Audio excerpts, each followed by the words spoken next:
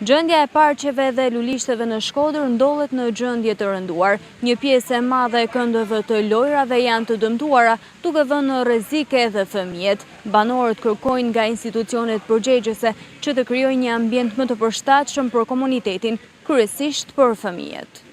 Gjendja e këndëve të lojrave në lulishtet e Shkodrës paraqitet problematike, ku pjesa më e madhe e lodrave për fëmijë janë të dëmtuara dhe jashtë funksionit, duke u kthyer në rrezik serioz për sigurinë e tyre.